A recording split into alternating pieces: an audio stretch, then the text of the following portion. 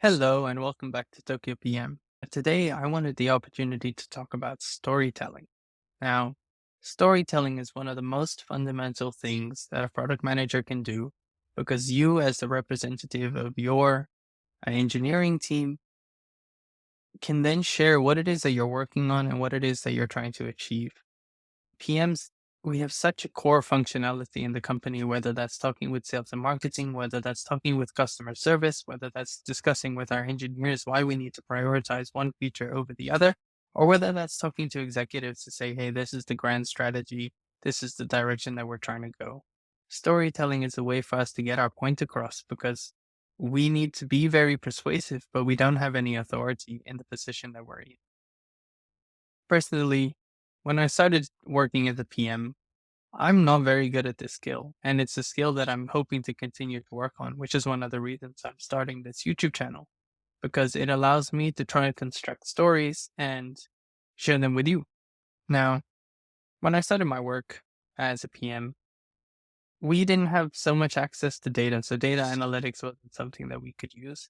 But instead, if we're looking to prioritize one feature over another, we would try to create a story around user personas.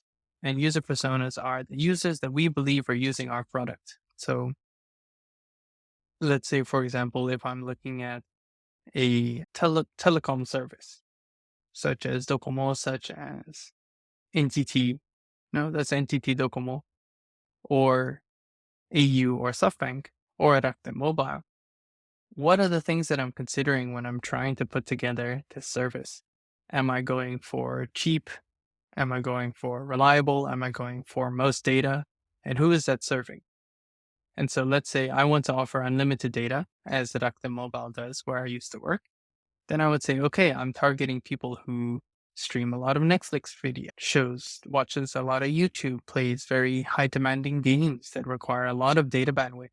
And so my number one objective is let's see how we can improve our service so that our users can access the data without worrying about the cost. And so we don't have a 20 gigabyte limit, and instead the mobile is able to provide unlimited data for everyone. Now that's a choice. That's a business choice that someone made, not me. That's like way above my head. But that is definitely a choice that someone made. And in making that choice, they had to sit there and tell a story of someone who wanted to play games. From my personal experience, again, we did not have data, or we did not have access to data analytics specifically for the product that I was working on. But in my new role, where I work at Mercari, data is an incredible way for a product manager to have an opinion about their product. If you don't have an opinion about the product, or if you don't have the means to construct a understanding of how users are using your product, then if sales and marketing, for example, says, hey, let's do this feature, or if a customer service says, hey, this feature should be number one, you then get two competing stories. And it's difficult to decide, which story you're going with and how are you going to work with that. So you as the PM, it's vital that you look at data and you get an understanding of what are users doing, what are users' experiences. This doesn't mean that you need to be, diving into the analytics.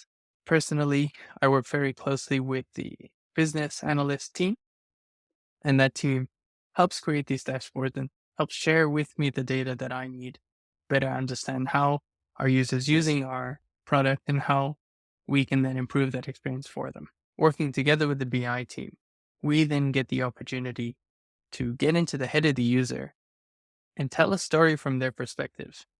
And that can tie in with the stories that you hear from other teams saying, okay, we also identified that users are going to customer service with this request, and this is why we think that that's the case. And let's say you think that that's a good idea. Then the next question is, how do we then convince sales and marketing? Yes, we want to work on that growth initiative. And so let's take this feature or this initiative that we want to do based on customer service and based on our data, and let's rope it into growth if that's the objective of sales and marketing. So how do we get them on board with the idea that we're trying to build? And this is done through telling the story, whether that's customer centric, which is our responsibility as PMs, whether that's customer service centric, saying, by doing this, we're going to reduce the impact to customer service and you get less requests. Or for sales and marketing, if the objective is growth, you say, by doing this, we improve our revenue by so and so. And so creating a story and creating the way to be able to convince those around you to get buy-in when everyone has their own objectives and their own perspectives is a really fundamental skill as a PM. Now, this is something that changes depending on company, depending on your seniority. So if you're very base level, entry level, or associate PM, then it might not be necessary for you to be as good at storytelling rather than executing with your team. But the moment that you start working together with stakeholders, being able to tell a story can be very, very fundamental. Now, there's different tools. Some teams use PowerPoints, and PowerPoints are admittedly an incredible way to tell a story. They should not be the core. They can be in the background as you explain your pitch on why you want to do something. But PowerPoints do provide an opportunity to transfer knowledge very efficiently. However, PowerPoint also do have the risk that they stay in a deck and that deck is lost. Like, yes, in that moment, people learn, but that deck is kind of archived and then people don't look at it. Another way to do storytelling is through documentation. So if you create a clear document saying, hey, this is the problem we have, this is how we want to fix it, we're choosing this based on, these reasons. And you walk people through it and you walk people through your justification, through the problem that you're trying to look at, why that problem exists, who that is a problem for, and how then what solutions you're trying to do to fix that problem. So really, you try to tell the story of the problem through documentation, and that then becomes a lot easier to share within your company to say, hey, this is the problem that we're trying to fix, and this is why we believe that we need to fix it. And storytelling can then also expand beyond what you're doing on your role to external experiences of the customer.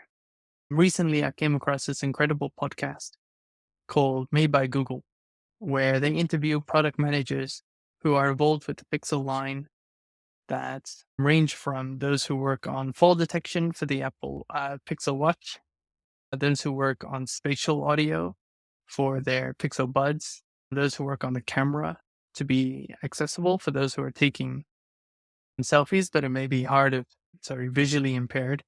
And so the camera will then tell them where they need to tilt the camera and whether they're in frame. These are all incredible features that are done based on stories and based on the people that they're trying to help and target. And so my recommendation would be work on your storytelling. It's a really good way to grow as a PM. I have a book I want to read. Admittedly, I haven't read it yet, but I will link it in the description below. And that's an opportunity for you to learn a little bit more about storytelling. At the same time, practice makes perfect, always true. Or practice makes better, never perfect. But take the opportunity to get out there and do some public speaking. I try to organize keynote events where we invite people to come speak. And there's also a community called Toastmasters, where you can then take your speech and you can say, hey, I want to work on this speech and have the opportunity to present that to an audience. And by slowly public speaking and slowly storytelling, you'll get better at trying to get your point across. I think one organization that does this the best is TED, TED. Don't know what it stands for, but I think they do an incredible storytelling structure because every presentation that they do, they have a time constraint depending if it's 5 minutes, 10 minutes, or longer. But they need to make a clear, coherent presentation within that time frame that hooks the audience, gets the audience engaged in what they're doing, and leaves them with a message in their head. Now, if you watch TED back to back on YouTube, it's not going to sink in as much. But if you're there, and I've attended TEDxKyoto events, it's incredible. You really start to absorb these stories because that's how we as people communicate. So I'm going to add some links in the description below. Dig your teeth into those. And that would be my recommendation in trying to improve your storytelling as a PM. And I'll catch you in the next one.